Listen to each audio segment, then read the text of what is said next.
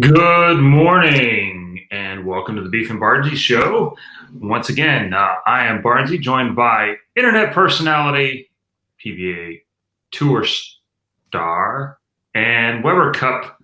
PBA tour participant. Well, we both played that role this year.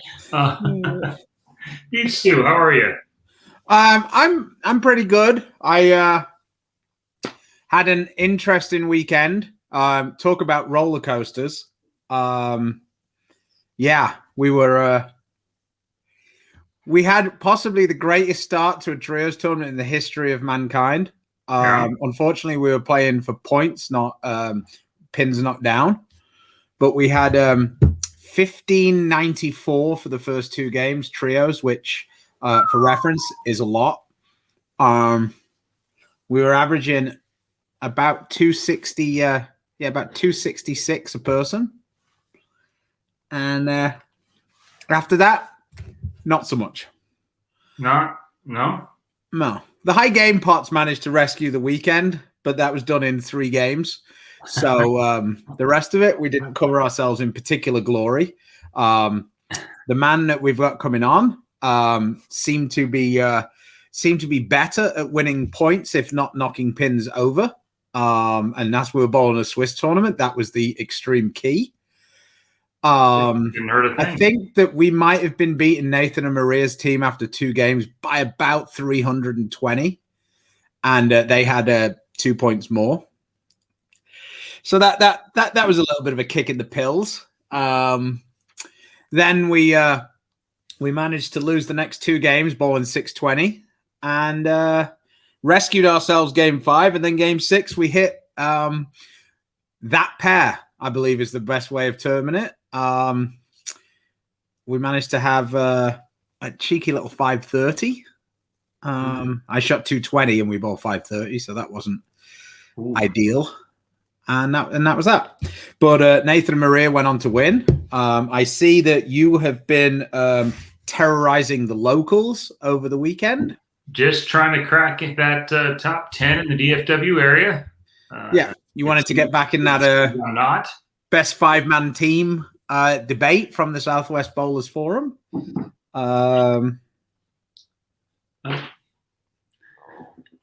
Yeah, I have not been a useful participant, evidently, and so no. I actually came out to watch Ryan and Troy Bowl Friday, and they in a little singles thing, and Ildemaro showed up with a friend. They only had 1 spot, and he was like 2 or none. And so Tyson said, "Well, do you want to bowl?" Okay, and then it went okay from there. So yeah, we had. If I'd have thought about this, I would have got the video up in preparation. I did not, and it's a bit late now. But you had a 290 and a 300. Yeah, I had a 260, a 270, a 290, and a 300 in the 6 games. Okay. This was user-friendly day at Plano. Okay. And, so it was all right. And then last night we bowled a little doubles thing. AJ Rice and Ryan's a 450 cap, same kind of format. 3 games, cut half the field. 2 games, cut half, 1 game. Okay. And, Ryan bowled with AJ Rice, and they shot $1 million for the first 3 games. About 200 and almost 300 over. I think Troy and I shot about 200 over and got into the cut with handicap, and he shot 138 the first game for 580. Not that easy to do when you're bowling amongst your first tournament. And then we got to the semifinals, and his 0 dad, the pro, put about 410 on him for the next 2, and he put 470 on him. He said, "Giddy up." Yeah, climb on, pops. Yeah, I got this. Yeah, it's what I do. And he had 124 in the 6th. I had 106 in the 5th, and we struck out in the last game for the money. And so we shot 490. We beat Justin Bui and his partner, and then AJ and Ryan finished 3rd. And so Big T rolling it out there like big man. Him and his trusty breakdown from 2011. I'm surprised it hasn't broken down. It's a brand new one. It was right out of Wesley's old supply. So when he moved out. Two things. If you're watching on YouTube, I really need you to hit the like button. I guess I'm not doing. I guess it hasn't been implied enough, but please hit the like button. We really need to get some more likes, get that algorithm working in our favor. We would love it if we could get some more subscribers. So again, hit the like button, and if you would like, click on that subscribe button. We'd love to have you view more of our stuff. Barnes always wins when Mom shows up. All the Barnesmen bowl great. Fangirling it. On the fan side, we do have some new merch that is only available at Nationals, and it will be available starting on Friday. So if you're going to Nationals, you can get these limited edition gold Beef and Barnzy t-shirts. Check them out. Mark Anderson will be more than happy to take your hard-earned dollars. So we have a green one for all you Lakers fans out there. Hopefully, for your size sake, you can get one of these to cheer LeBron on in the playoffs, even though you're going to have to get it quick because the Phoenix Suns are going to dispatch them. But hello, we have it in our trusty red, and then we have a powdered blue type color, all with the gold Beef and Barnzy logo. If you like them, you cannot get them on the website. You have to get them through the Storm booth. If you really want one and you're not going to Nationals, I suggest you message the Storm booth on Facebook. There is no mates rates. They're nothing to do with us anymore. Mark is the man when it comes to that. So, yes, Linda, it has been pointed out to me that it looks like I'm a Packers fan with that green and gold shirt. That's probably the one I'm going to wear the least. Yeah, so we've got green and gold, red and gold, purple and gold, and a kind of powder blue and gold. So,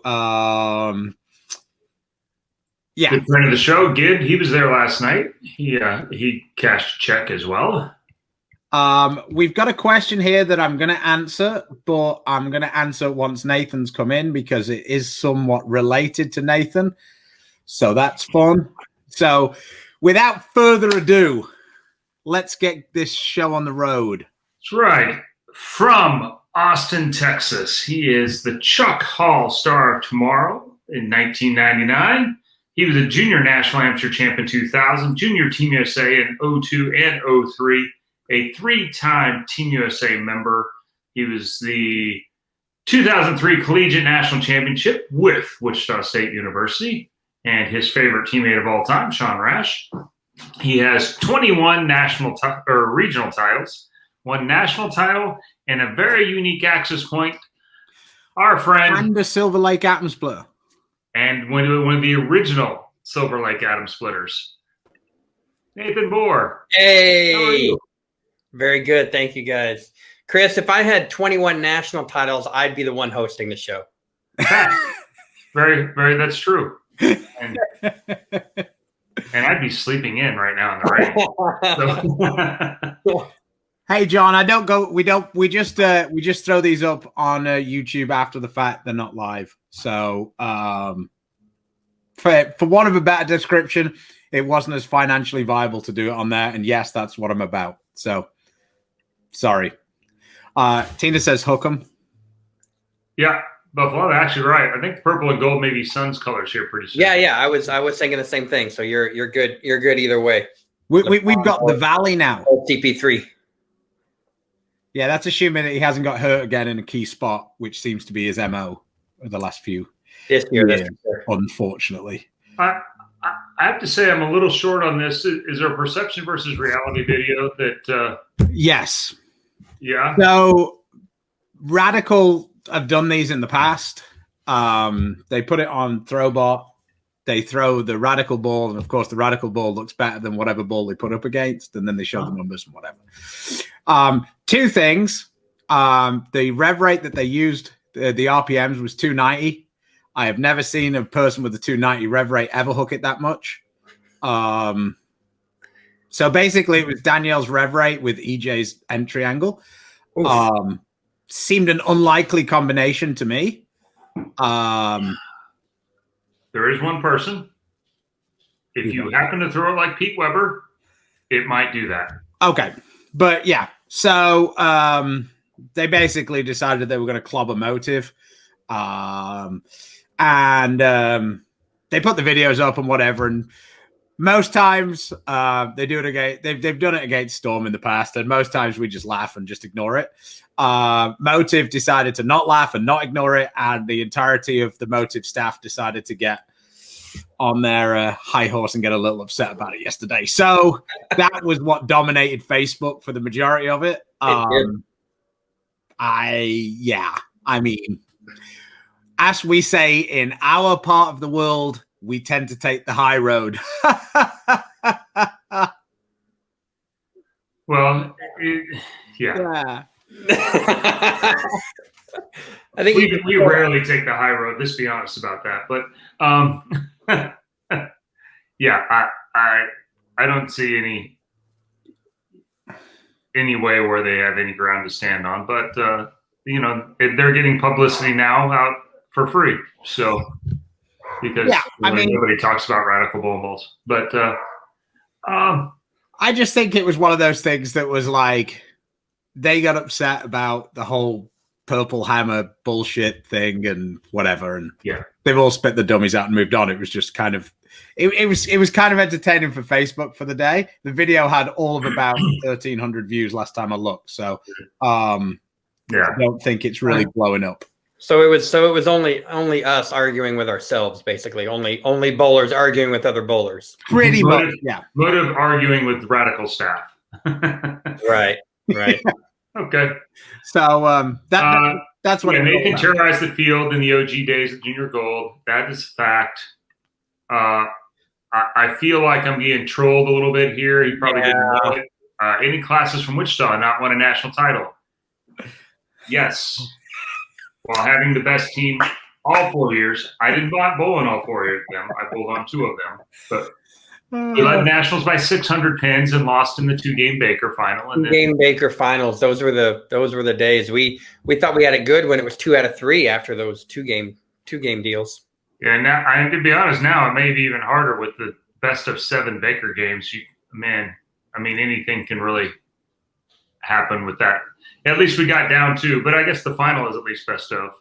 No, it's not. It's best of 3. So I think the final now is best of 5. So is it? Well, that's a little better. Yeah, a little better. Yeah. Slowly. We lost to Paul Fleming's team, and we lost to Chris Viale, Chris Soule, Bill Ripley. Right? Actually, that was one of the better talented finals, and came down to the last shot. Chris Viale doubled the win.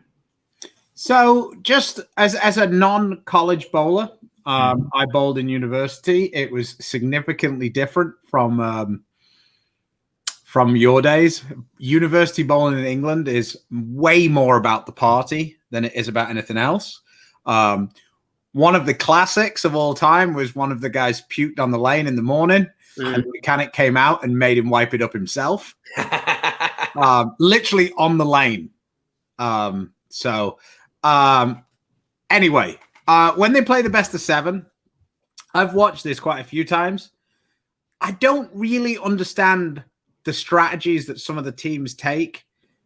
If you're bowling best of 7, therefore you bowl 4 games on the lane you start on, why would you not just stonewall that lane?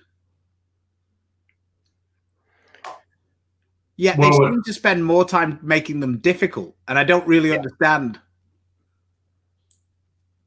Yeah.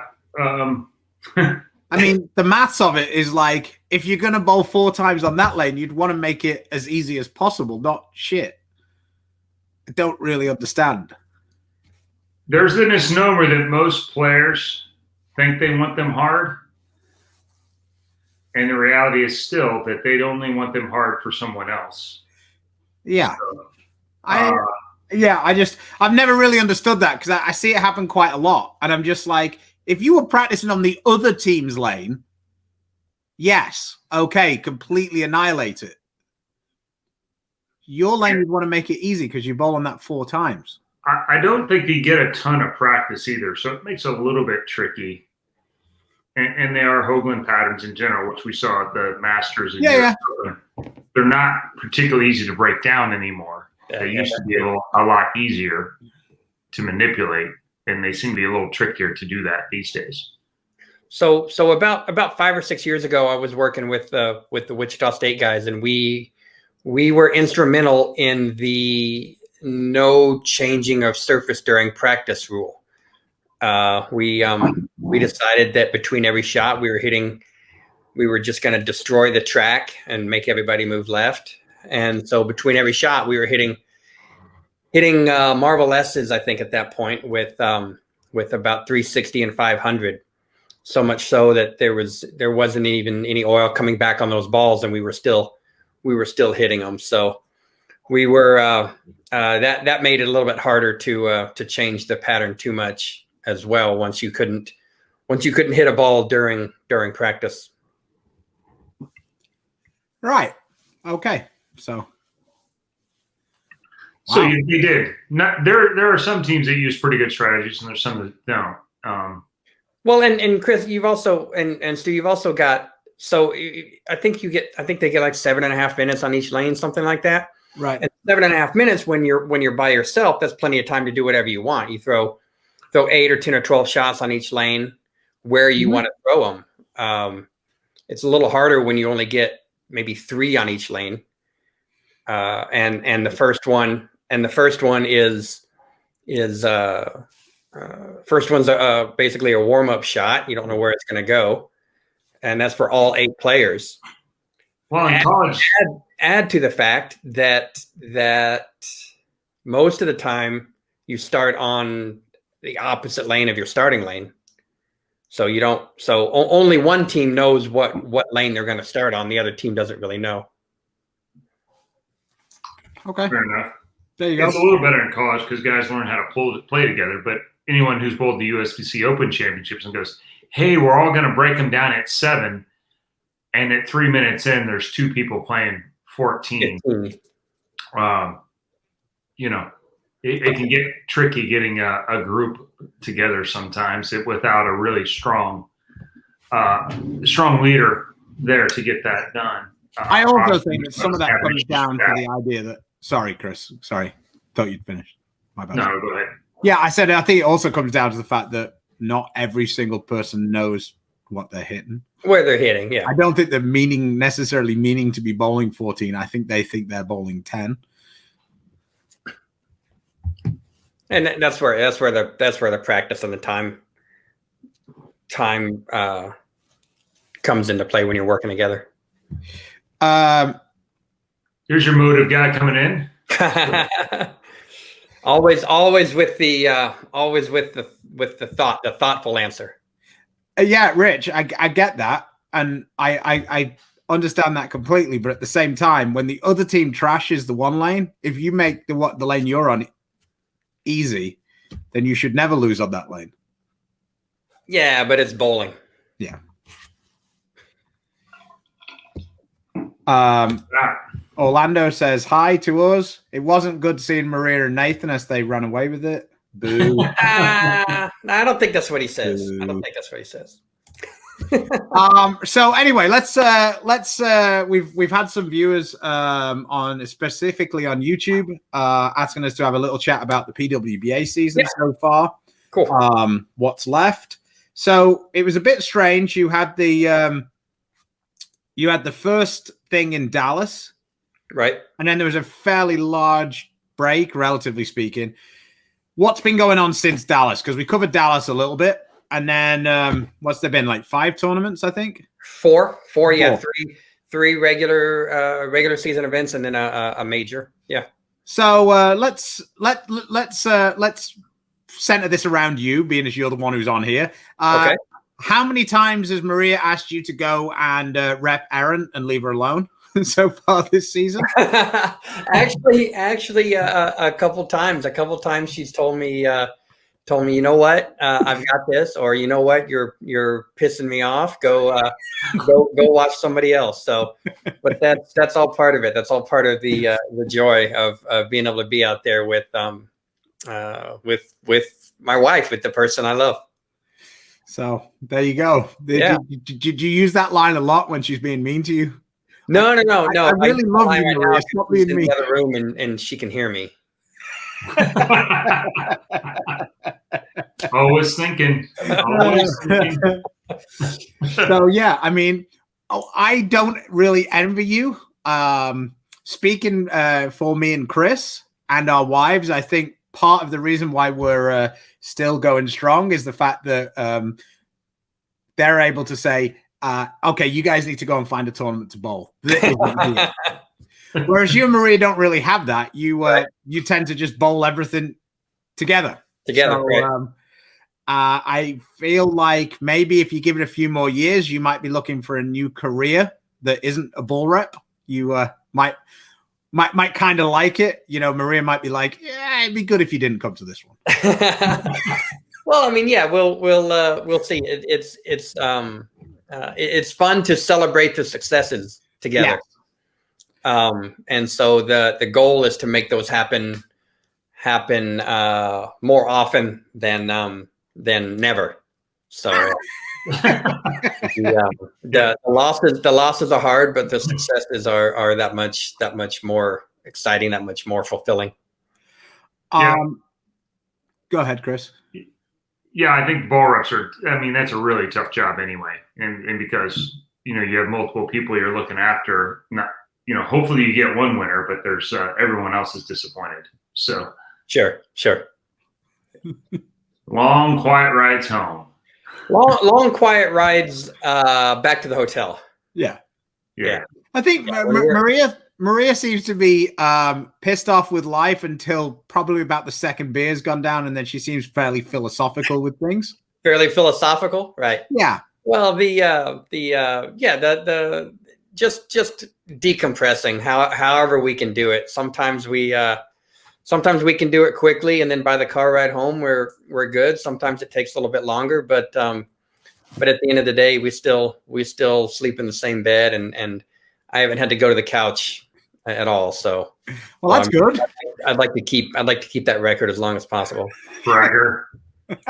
Right? Yeah. No, it's only been a year and a half. I understand. You're still in that honeymoon period. There's no reason to doubt why me and Tina have quite as many rooms in the house as we do.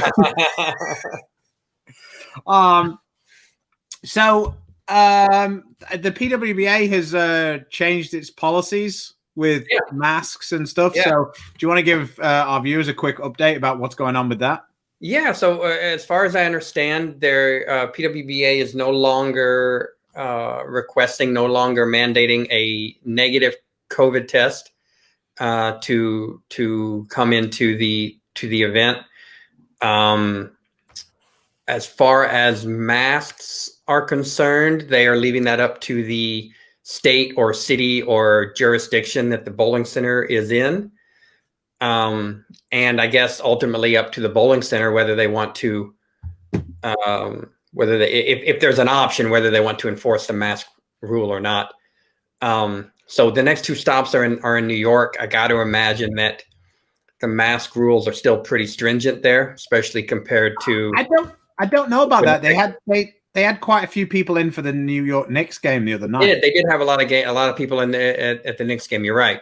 So I can't imagine that there was anybody except the celebrities on the front row who were adhering to the mask policy. Yeah, sure. Well, that would be good, because I know pretty much everybody's tired of the masks, of the on and off when you walk in and walk out and all that kind of stuff. So that's the current rule. They're going to allow spectators now. That's cool. Yeah, for the rest of the season. They're going to make sure that there is a distance between the bowlers and the spectators. So there you go. You had to show your COVID card to get in at Madison Square Garden. So, well, sorry, go ahead. Yeah, no. So they're going to make sure there's space between the bowlers and spectators, which is good as well. Hopefully that includes us as ball reps, because if not, that makes our job a little harder if we have to be back with the fans. But I got to imagine we're going to be included in that, which would be nice as a non-COVID thing, not necessarily. Absolutely. Just yeah, no, completely agree. Completely. Yeah, ask Phil and Brooks about that.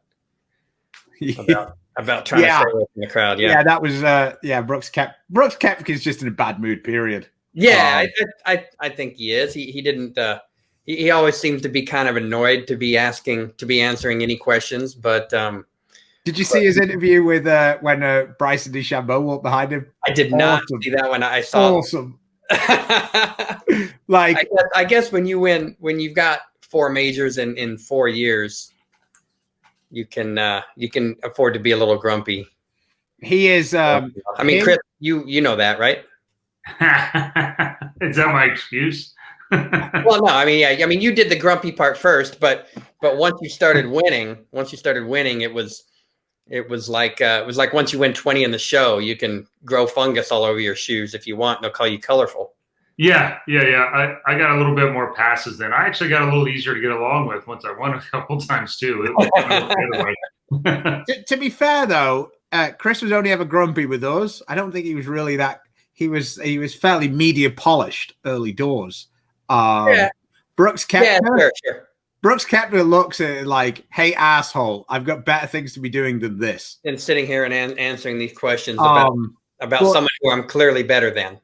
Yeah, well, he had a good time because he saw Bryson DeChambeau from quite a ways away before the interview started. He goes,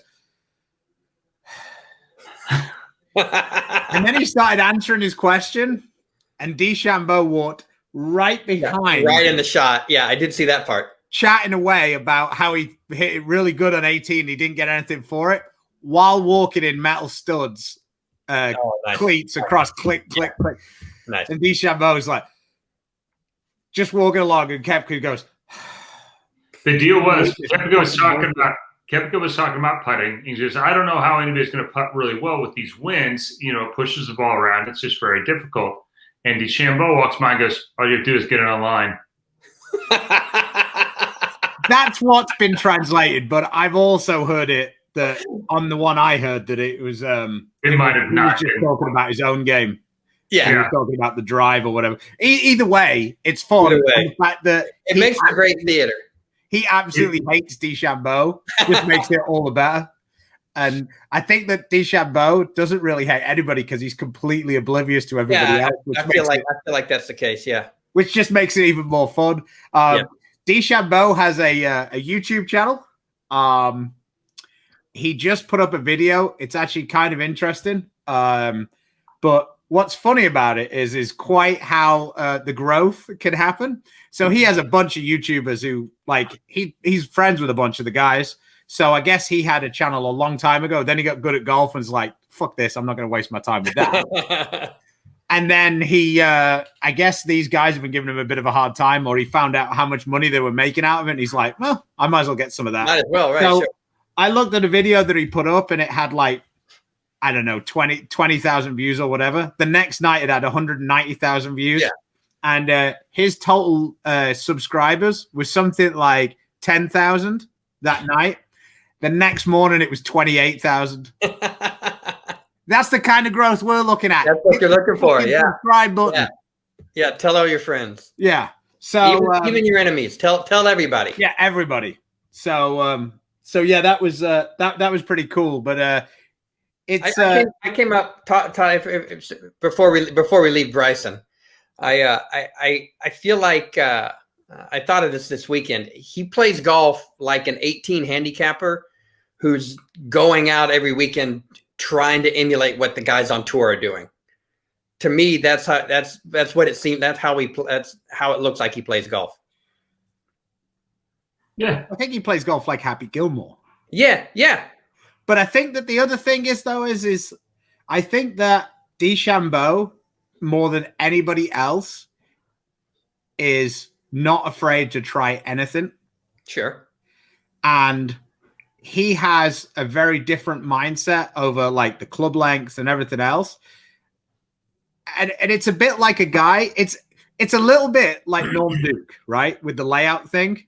Norm Duke decided that this was the layout that he used, and that's all he used on every single ball. 20 years, yeah. And that's kind of a bit like DeChambeau with his club. I've got this bounce because every club weighs the same, is the same length, and has the same bounce. But then they just change the lofts. Yeah. And it's kind of interesting. Actually, I don't know if DeChambeau is a good guy or not a good guy. I don't know. But I completely dig the fact they dug in the stats, decided that this had the highest percentage way of winning. So I'm going to do that. I'm going to do that. And put these things together, and I don't really care what those guys do. This is what I'm going to do. Yeah. Stat driven, the whole thing. I kind of dig the whole thing. I mean, and you watch him because you don't know if the train is going to stay on the tracks or not. Yeah, right. But right. It's going to go a long way. Yeah. I think that from afar, DeChambeau, I enjoy him. I enjoy watching him, because I don't really care about the purest form of golf. It doesn't matter to me. And I love how polarizing he is. But I could imagine that he would drive you fucking insane if you were playing with him. Yeah. Because, I watched the video yesterday, and it was talking about the way he has this vector system for looking at putts. And it's actually kind of interesting if you watch a video on it. But I guess it takes twice as long to figure out the line of the putt than just how the regular guys just look at it. But it's all to do with this and that, and whatever. So it's like being paired with a college bowler on tour. Yeah, we're getting some abuse. Let's go back to this question. I like this question. What's about Maria? We obviously, as a Team USA player, and that I've seen Maria for a long time. What's allowed her to jump over and get to really the next level, where she's not only has a chance to win, sometimes they're really a lot. Right. She's in the hunt a lot these days. Yeah, she is. So I kind of take it back to it. It's been a couple years now. She was having some issues with fit, so we went and worked with a couple of pro shop guys, and then we went and spent some time with Brad, another motive rep, or the motive rep. And ever since that little session, just a little bit to do with ball roll, I think she's made 14 or 15 shows worldwide, kind of thing. Right. And that includes a win at the Players Championship. That includes World Championship, all events, and team medals, gold medals, and kind of pretty much a dominant performance at the World Championships a year and a half ago. So it's just the ability to this is what I'm doing, and I'm gonna figure out how to make it work, how to make it strike. And she's gonna be there a lot. She's gonna be there a lot. So what the issue was before that was, I feel like we were trying as a team, because we really work this together. Sometimes maybe too much. I don't let her just do her thing as often as I should, but I'm learning. But so the first few years on tour, they were so hard. 205, 210 was really, really good scores. And so we were just focused on putting it online, just had hit the pocket, didn't have to carry. And that changed about 2 or 3 years ago. We stopped trying to be pretty. She was being too pretty, trying to look classic and just put it online. And we just said, screw it, we're going to strike. And she started striking. And so just a little bit of a mindset flip from controlling the pocket to actually knocking the pins down. And you can see she looks really athletic when she bowls. She doesn't post every shot. In fact, she bowls best when she doesn't post every shot. And that's because she's letting her athleticism take over. And she got a bunch of energy going to the line and from the line to the ball. And when when she's good, I mean, you really can't beat her. So, I mean, she beat me this weekend. She went with the EJ Tackett philosophy. Yeah, I mean, yeah, and throw strikes. Those strikes, especially if they're going to be a little softer. Scores are going to be a little higher. Yeah, if it like 3 or 4 years ago, she made a show averaging 197, right? Well, that's not the case anymore. There's nobody making shows averaging 197 anymore. Right, they softened them up, and I agree with that. I thought they were too hard. I think it has a place 100%, but all the time makes for a not very entertaining product. Right. Yeah. And I remember looking at the pattern that first week, because it was the first week like it was the old Carolier US Open. It was 40 feet. It was 1-1. I'm like, what? Yeah, was that the one they played in wine country? Yeah. And that place isn't that easy to strike. Yeah, anyway. Hard anyway. And so that talking about it, that's where the US Open is this year. So there's got to be one of those patterns this year too. So we'll when we get to that, we may go back to averaging 195 or 205 and making shows. But until then, she's trying to strike. That's what we spent the entire practice session yesterday doing, trying to figure out ways to knock them down more often. Yeah, Brady struggled on that pattern too. Yeah, well, Brady's ball was flaring so much. No, he came down and he was pushing it down the ramp, and we had the one house ball that looked like it had a nucleus core in it because it literally flared about this much. It did. It was crazy. Every time it rolled over, it was on a new part of the ball. It was. I had a visible like that once. I'm throwing it down the lane. Yeah, I mean, you could put it on the stripe. I used to put it on the stripe there when they had those teams, and like I had this one, and they'd get down there and start. I'm like, what is going on? And I threw it for a strike ball. It flared like 6.5 inches. I'm like, what did they put in this thing? I mean, the thing is this is a really small sample of my son who doesn't really want to pay attention to anything. Yeah. All I can tell you is when we bowled a couple of weeks ago, he did a little better, and I thought that he wasn't really paying that much attention. He got bored way faster yesterday when Dada couldn't line up the ramp when he wasn't striking to get a few strikes. So he already had the bowler's mentality of fuck this. It's not going my way. I'm out of here. Let's go to the game room, Dada. Yeah. The Midnight Bowlers Tour had a tournament. I believe it's 8 games.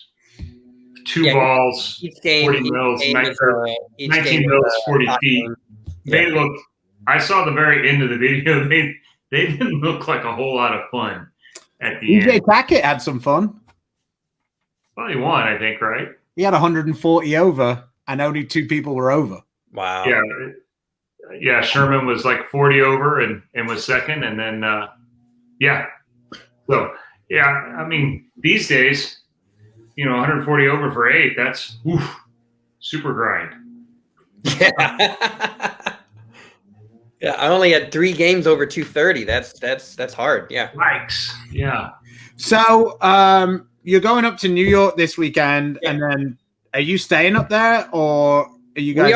We are. We've got a plan. We're gonna see if it comes to fruition. You may have to have me back on next week or in a couple weeks so I can let you know how it went. But we're going to bowl this weekend. We've got Maria's sister lives in Atlantic City, and she and her husband got a couple of kids. So we're going to hang out with them on Sunday. I think we're going to Hershey Park, a couple hours from their house. Monday, we'll go back towards Long Island, and either Monday night or Tuesday night, I'm planning on sleeping in my car at Bethpage. Okay.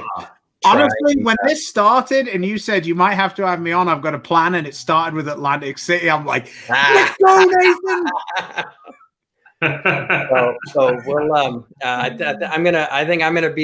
volunteered to be the one in the car, try and get us a tea time at the Black on Tuesday or Wednesday, and we'll go from there. There's about 3 or 4 of us, I think, that are going to try and play. So cool. Okay.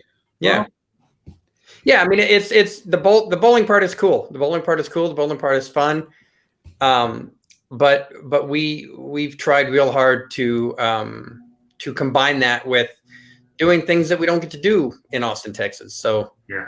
playing a world class public golf course on Long Island is definitely in there.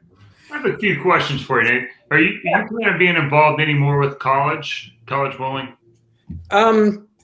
Sure. Man, you were involved with Wichita State for quite a while, helped out a lot with some of those teams that had a lot of success. Right. I didn't know if you thought about doing anything more down in your area there, or not. Yeah, that is definitely something that Maria and I have talked about. It's something that we would love to do. We'd love to be able to get a situation similar to the O'Keefe's at McKendree, where both of us would be employed. Both of us would have control over a program like that. I heard UT has a decent sized athletic department. They do. Unfortunately, that also makes it a little bit harder to get to get an interview. So to get our plans heard. But well, I don't know if there's a lot of people applying for that position though. So that's true. That's true. It's definitely something that we would love, that we would like to try. Just kind of feeling out, waiting for the best opportunity. Now you have, I don't know if the website's right, 21 regional titles. 23. Yeah, 23. I mean, you've been pretty dominant through some different eras, and it seems like anytime they're even remotely medium scoring or harder, you win. What do you attribute to that success? And then, but the flip side of that is that hasn't followed you to the national tour as much as you would like. Right. And what I'd like to hear your take on why that is. You're an excellent shot maker. We all know that. Sure. Yeah. Well, okay. Yeah. No, that's a great question. And if I don't know the answer to that as far as why it hasn't translated to the extent that I would like, and to the extent that other people would kind of imagine that it would. The only thing that I can kind of point to is on the regional level, at least in the mid to late 2000s, when I was out there all the time. I got to be in the top 10% rev rate wise. And so, and then when I would be on tour, especially in the 2010s, that's not the case. So, and especially, like I said, now I've got a higher rev rate with more ball speed now than I did at any time in the mid 2000s. But that still puts me right in the middle of the junk.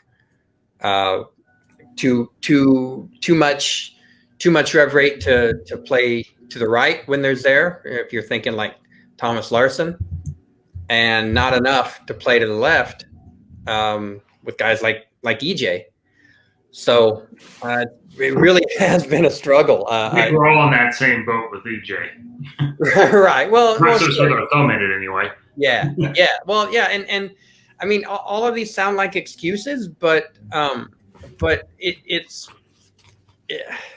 I wish I knew the answer. I wish I could have. I wish I could have figured out a different trick on tour to be able to follow those transitions, but I haven't been able to.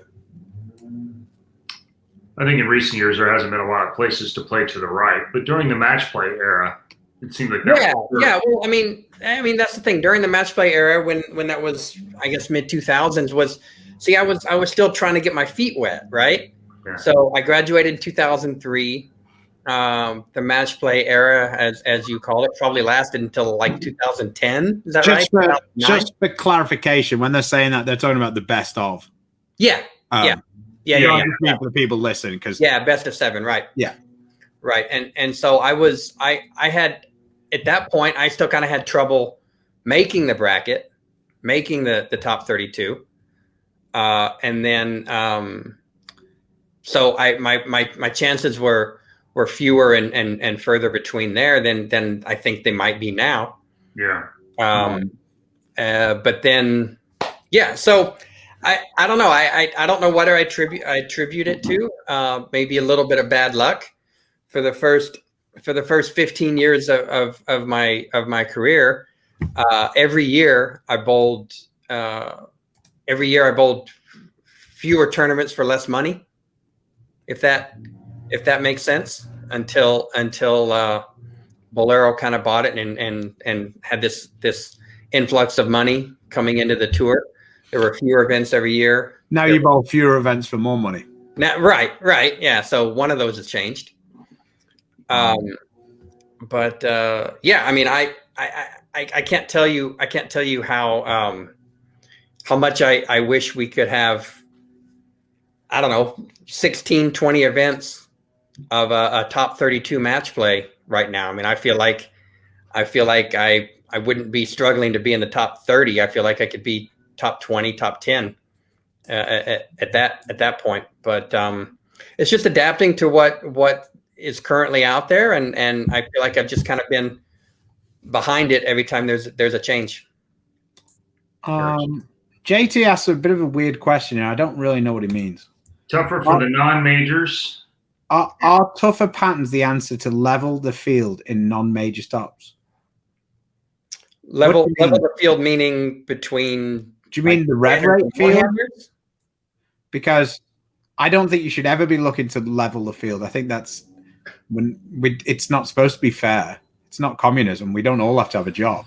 Yeah, one of the biggest, and I think that's an opinion, at least for Team Never Wrong here on this show, that is one of the worst things is the opinion in bowling that it has to be fair and that talent is supposed to be punished. And we do it all the time. When Wes Malott, when we couldn't beat him on the scorpion pattern, we just changed the scorpion pattern. It wasn't fair. When we couldn't beat Patrick Allen on the chameleon pattern, we had to change the chameleon pattern because that's not fair. And why is it not fair? If you keep putting it out there, somebody's got to figure out a way. That's our job, is to figure it out. It's when you keep moving the target, I think that it gets really hard. We keep trying to serve the people who only do one thing to make sure they have a chance, instead of, servicing the people who spend time learning how to do a lot of different things. Now, of course, that's how I grew up learning to bowl. Yeah, right. But he's talking about you, lefties. That's who he's talking about. He's talking about you. Well, you can add Eugene to Cheetah there.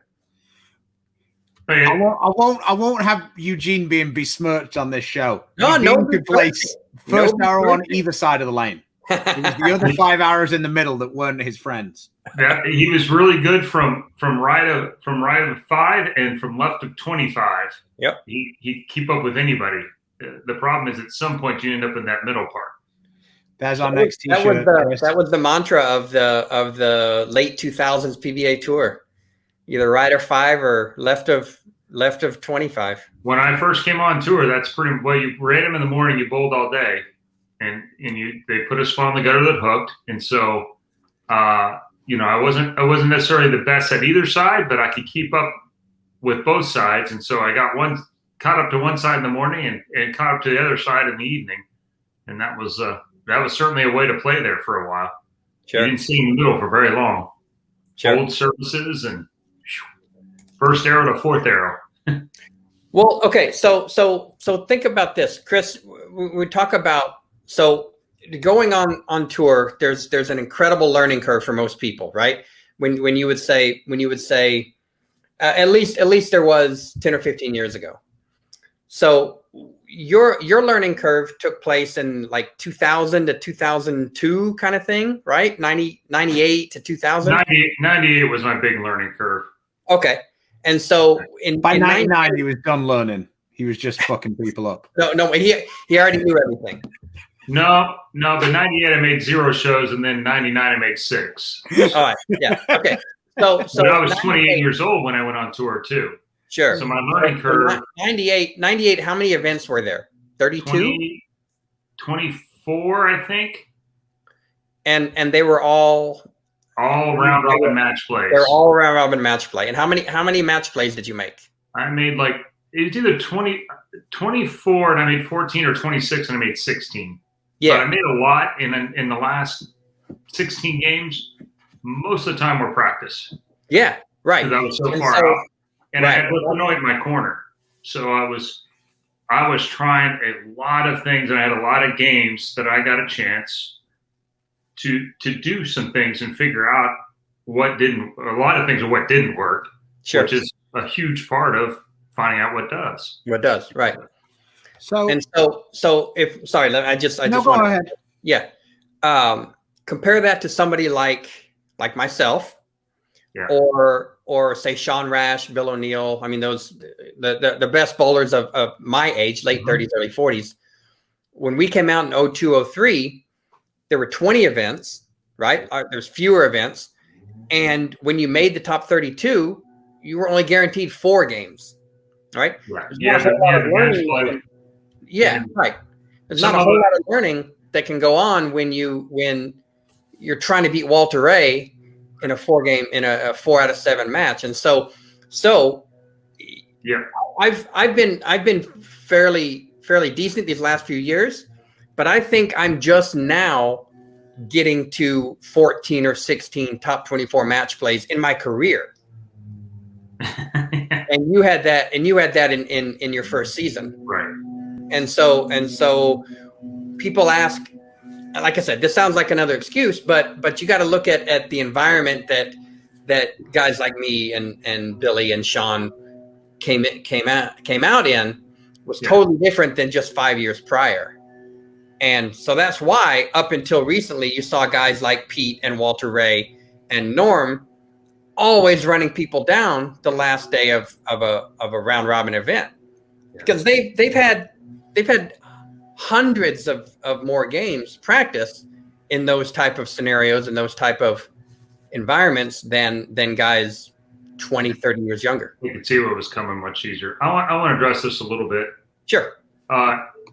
Kisro says, and Craig makes a lot of good points, but I'm not sure I agree with this one that much. You need to occasionally throw the crumb to the one-dimensionals, or there's no tour. We're not entry-driven. That's an amateur tournament philosophy, that in a regional tournament philosophy where entries pay the prize fund. The tour will exist as long as there's a big sponsor. And to be honest, if you get the best era of the PBA tour was when Earl Marshall and Mark Roth made a lot of shows. I don't know that was the fairest era of bowling, but we all watched and we all looked at those guys, and kind of like the Tiger era, when he's around the shows, everybody below makes money too. Right. I don't know that it makes it the most fair, but it certainly made for a dominant player to cheer for or against. And when those guys were up there, that's how it was. So, I mean, it's the same with all the sports, though, isn't it? I mean, like, there's a fine line. I think the NFL might be the only sport where it doesn't matter. Like, it almost is negative to the NFL how well Tom Brady does, because people get pissed off with watching the same thing. But for all of the other sports, NBA included, if LeBron goes out in the first round of the playoffs and Steph's out as well, that's going to be catastrophic to the viewing figures. Like, because they're the people that people want to watch. Sure. It's like, but it's the same thing. It's the people they want to watch or cheer against, especially LeBron. 100%. Yeah. And that's the thing with the golf. I mean, there's plenty of tournaments every week that are on CBS or NBC or whatever channel it is that they're on a Sunday. Realistically, unless like 5 or 6 of those really top guys are playing, there's a large percentage of the audience who just don't care. Right. Like tennis have tournaments all the time. Mm-hmm. Nobody watches a tennis tournament that isn't the majors. Right. DeChambeau is fantastic for golf because he plays it. He does play like you and I. It's 250 to carry the creek, And you're like, well, yeah, I've done that before. Yeah. Let's go. I didn't come here to lay up. Yeah. I was about to say, except his calculation is it's 375 to carry the creek. I can get there, baby. Let's go. The numbers changed slightly with his, but you know, Nathan will probably know. But that one where he went for the par 5 and he went almost to the green, across, he ran it out with as it went across the lake. That was awesome. No, that was cool. It looked like a long drive reaction. That was. Well, if you fun. actually made everybody just go, what? Wow. He's actually friends with Kyle Berkshire. Oh yeah, like the best long drive guy in the world, and he has a channel, and is actually part of DeChambeau's training. He's actually been training with Berkshire, and they've been going around, and it's like. It's so funny because you watch DeChambeau in some other videos, and he's just abusing these guys, these younger kids who can't get the roles between those two are completely reversed. Yeah. Berkshire's like, you've only got a 180 club head speed. That's pathetic. And DeChambeau, well, show me, and then he like unleashes one, and it's like 200 miles an hour or whatever, ball speed or whatever they're talking about. It's pretty interesting, like the way he's gone in a different. This is an interesting day. Would you say the PBA wants Belmo on every week? And you hear a lot of this. I don't. I think there's an important distinction. Yes, from a marketing standpoint, Belmo I think is great for the show. The general philosophy around bowling is they're certainly not running a pattern or a general strategy that helps him get there. Right. If anything, right now, it's that he's won so much that, again, patterns have changed and philosophy have changed, and he's actually struggling a little bit to adapt to what's new. As we bowl on that for a little while, again, he will be in that top group. He's the best bowler, and I don't think it'll be that long before he adapts to what's going on here again and goes on another run. But we're making a big deal about, well, this year was kind of a down year for him. And it was really 5 tournaments. So not to get too overblown about the fact that it was 5 tournaments. He got kind of stuck. Basically, he got stuck away from home for 3.5 months. And we bowled in like effectively the whole season outside the TOC was bowled in 3 bowling centers. Right. Like for him anyway. Like the Players was in Christown. Right. Which was a bit weird for everybody involved, like the whole Players scenario. It'll probably, if they do that again next season, it'll probably be a lot different. People will have a different preparation and whatever. And then the World Series being in Tampa, and then we went to Reno. And the US Open, I understand he won it last year, but overall hasn't particularly been his favorite. No, I mean, when they're really hard, it does take away a little bit of his advantage. He's great at manipulating a little room and making it look like a lot. Yeah, I really negates, what he's best. It doesn't negate. It just takes away the thing that he really separates from the rest of us, which is getting the ball off 7-8 from multiple angles, speeds, and rotations. Yeah, and being able to carve angles through the front. Being able to I don't even think more angle than anybody else through the front part of the lane. I think it comes down to philosophically the scoring pace. I think that everybody else in their brain can see the scoring pace and be happy with 220. Whereas if you look over the last decade, Belmo averages almost 5 pins a game more than anybody else. So in his mind, 230 is an acceptable average. Whereas, like, I'm an okay bowler. I'm certainly not like one of the best 15 or 20 bowlers on tour at the minute, but I can probably count 10 tournaments in the last 5 years where I've averaged 230.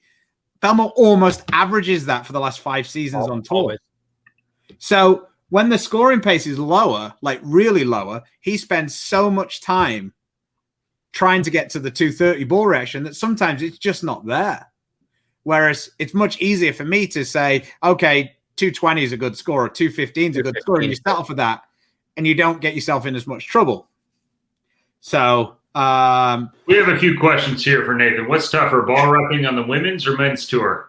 Well, I've done the women's more, so I don't want to say it's easier. It's definitely a different set of challenges. That's a terrible non-answer, Linda. I'm sorry, but yeah. Somebody says it's easy. Men complain more. I think they complain louder. Louder is right. Louder is right. You kind of figure out the way to talk to either one, right? In general, these you guys are distracting me with the questions.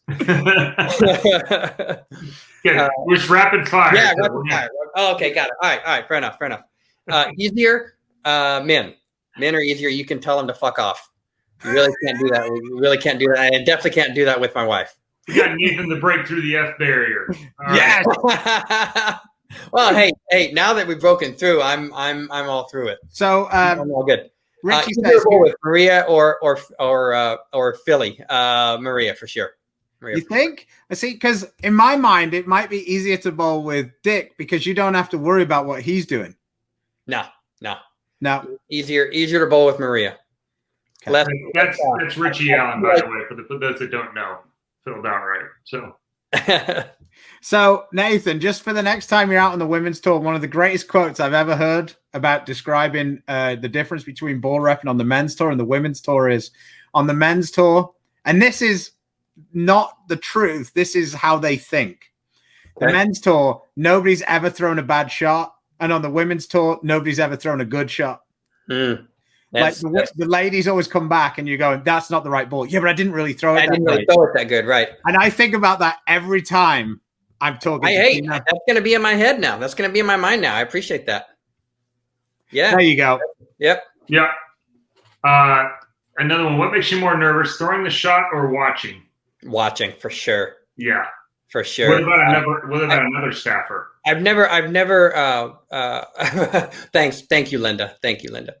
I've never felt physically ill when I'm bowling.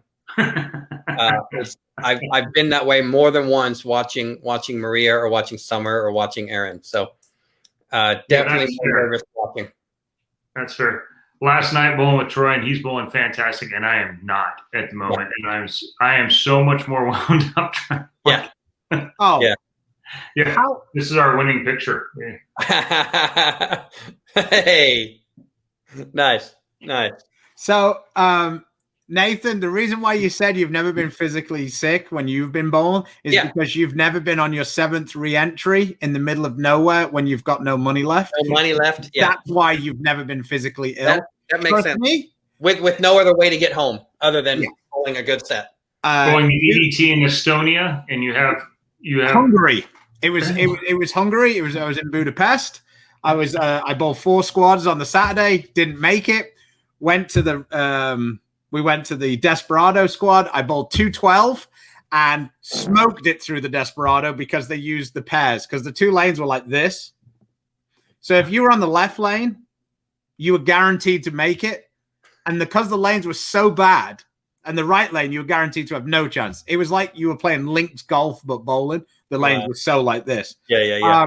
They, for the first time and the only time ever, they bowled the Desperado on a pair because it was such a huge advantage for the righties to be on the left lane that they said, screw it. And I literally went from having no chance of making it to making it because I finished on the left lane.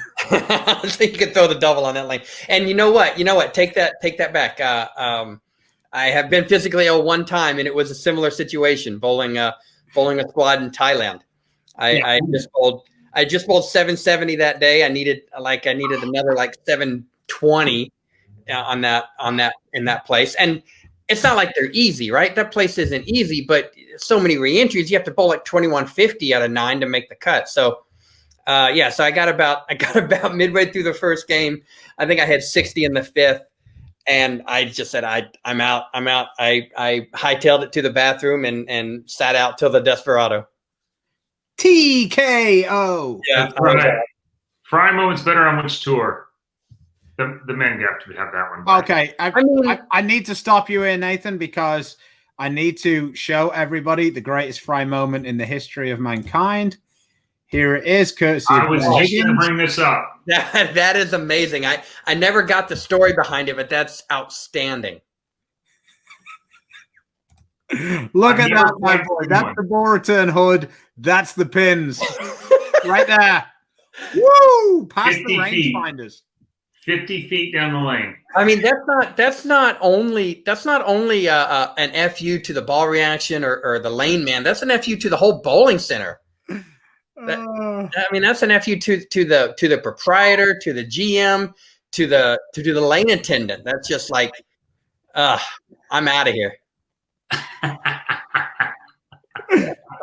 That one's awesome. Yeah, Well, I mean, it is Completely unacceptable behavior. absolutely.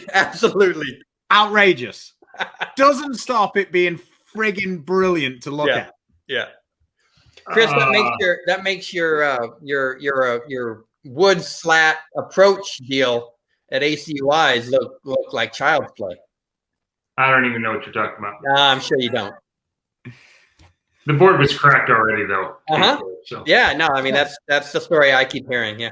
yeah, I know. Gordon embellishes occasionally. Who are the bigger Friars on the PWBA tour?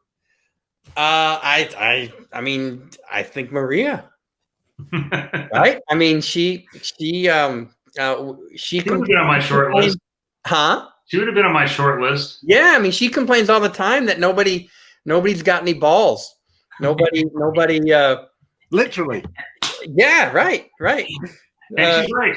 There you go. Yeah, she's very true. She complains that that nobody's got any fire, and so she I think has to kind of make up for it for everybody. I think Danielle's up there.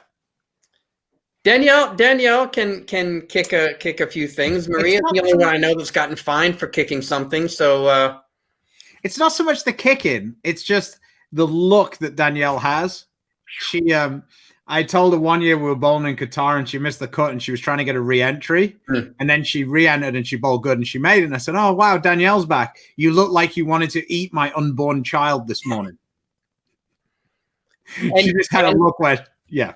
And she's a killer, so she probably did, and that satisfied her thirst for blood. He's all right. She was on Team USA, an ex-Team USA teammate. That's solid. And Cliff says, "Enjoy the couch." Like I said, that's something that she actually takes pride in. She loves that. She loves being the bad girl. Diana Z, been pretty. This one's solid. You guys wouldn't know this, but this is going a little old school. Anne-Marie talking to Pat. Yeah, I can see that. 100%. Not even close. Yeah, I've only met Anne-Marie in the last 8 or 10 years when she was already done with tour, but those are definitely stories that I've heard, and Anne-Marie is great. I love Anne-Marie. Okay, well we've gone smashing through the 1 hour time. Keep going. Let's do another one. We've got to. We need to prepare for tonight. I'm actually thinking about going over to Mel's and scouting the pair. All right. I've already got my arsenal lined up for tonight. Maria and I both set that yesterday during our practice session on Tokyo or whatever it was you bowled. Yeah. No, yeah. I'm gonna get a fresh shot later. Chris, when we tell you that we both shot 630 tonight, you'll I'll take it. An extra laugh. Well, only if you're standing at the foul line with a picture of the ball hood behind you. Man, we may have to just recreate that one. They have the Brunswick machines. There is nothing that's going to happen to those. Yeah. Except pain to you. Yeah. That's not going. You gotta unscrew that one. Oh yeah. Tina is talking about our team name. Yep. That's what we go with. That's a good one. That's my. I think that's my favorite team name ever that I've been a part of. So much better than ball dusters or whatever they try and.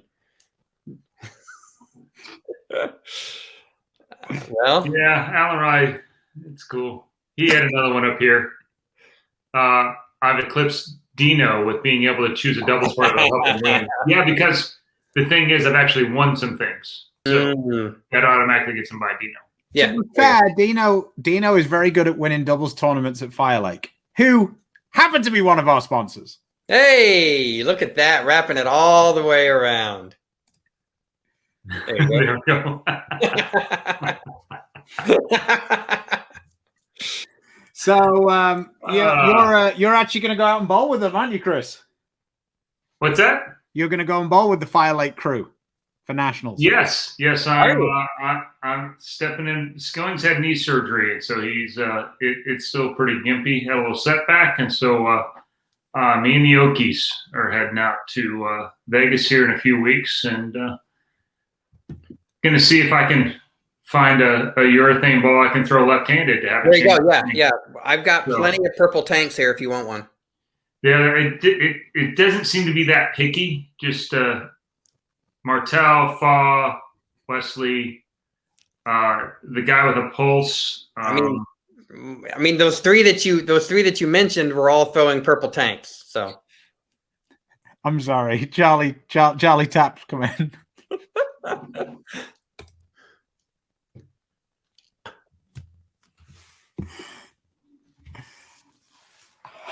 All right, when Hutch, we got to read it out loud. When Hutch had a ladies' tour stop, a girl wanted out because of her monthly. She said to him, "You don't know what it's like." He told her, "You don't know what it's like to get hit in the nuts with a baseball either. Get out there." And after that, he probably got hit in the nuts with a bowling ball, right? Well, it's possible. So Andy Patterson's saying you need a purple tank. Can't wait for you to go to nationals. Ha ha ha. Nathan, you got an extra one. Just for reference, Darren Tang's leading the bowls journal. All right. Spoiler alert, he wasn't using a purple tank. No, not with his left hand either. Yeah. This leads us nicely into Thursday's show. It is our product show. We're going to be focusing on what bowling balls are having success at the Open Championships. Obviously, it's going to be heavily /100% skewed to Storm, Global, and Roto Grip. I've been collecting some of the data, so we've actually got facts rather than the usual bullshit we bring to the table. And evidently, we'll be focusing on the right side of the lane. Yes, because we have no data for the left side of the lane other than have a pulse. Then I think that we're going to have a little bit of a YouTube video dedicated to Chris and his arsenal for what he's going to take over to nationals. I can guarantee you he's going to do a much better job of coming together with his 6 or 7 balls that he's going to be taking than I did, because he will actually know what all of them are, rather than guessing what he left there in Reno and being sorely disappointed when he arrived. No,